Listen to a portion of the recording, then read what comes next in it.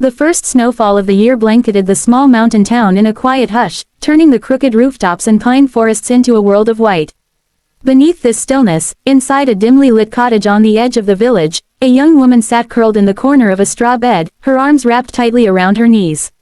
Her name was Elena, and though she was only 22, her heart carried the weight of centuries.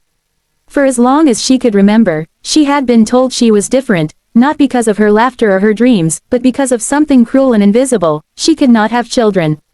The village whispers had spread fast, turning her into an object of pity at first, then of scorn, until even her own parents began to see her not as their daughter, but as a burden too heavy to carry. Elena's parents were not cruel people by nature. They were poor farmers who had always lived hand to mouth, surviving on little more than what their land and livestock could provide. But poverty and desperation change the human heart in ways both sharp and silent. To them, Elena's inability to bear children meant she would never marry into a wealthy family, never strengthen their bloodline, never bring dowries or connections. In their eyes, she was useless. And so, on one bitter evening when hunger gnawed harder than love, they made a decision that would haunt Elena for the rest of her life. They sold her.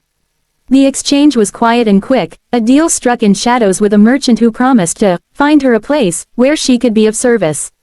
Elena never forgot the feel of her mother's trembling hands pushing her forward, nor the way her father avoided her eyes, staring instead at the coins pressed into his palm. It wasn't anger Elena felt as the cart pulled away, it was emptiness. The kind of emptiness that swallows everything: hope, dignity, even the will to breathe.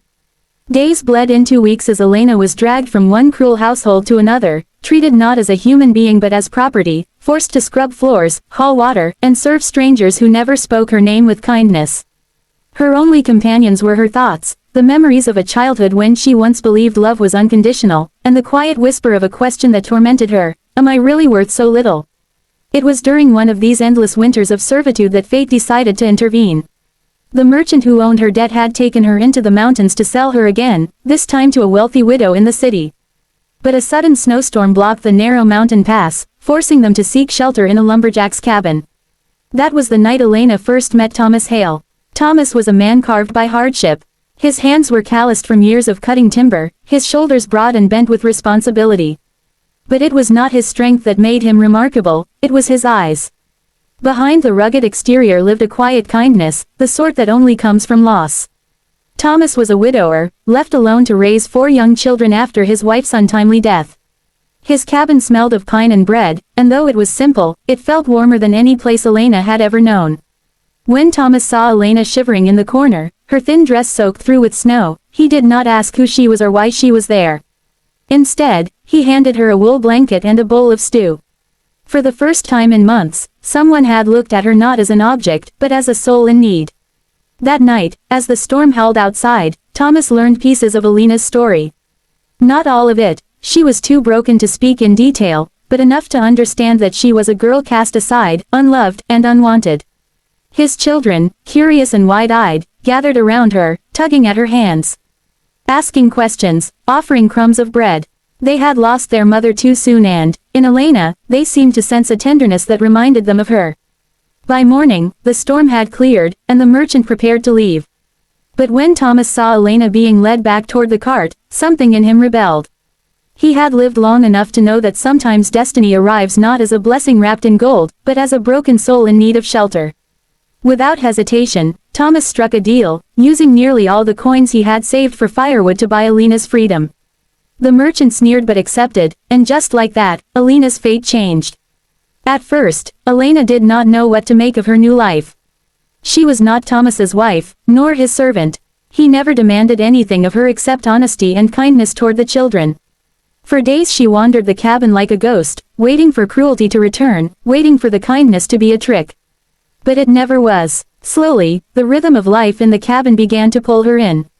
She rose early with Thomas to prepare breakfast, helped the children with their chores, and sang to them softly at night when they were restless. The children adored her. Little Sarah, no more than 5, clung to her skirts wherever she went. Jacob, the eldest at 10, who had carried the weight of being the man of the house since his mother died, found himself smiling again under Elena's gentle encouragement. The twins, mischievous and loud, laughed at her stories and begged her to braid their hair. Elena's heart, once an empty well, began to fill drop by drop with something she thought she had lost forever, love. But old wounds do not heal easily.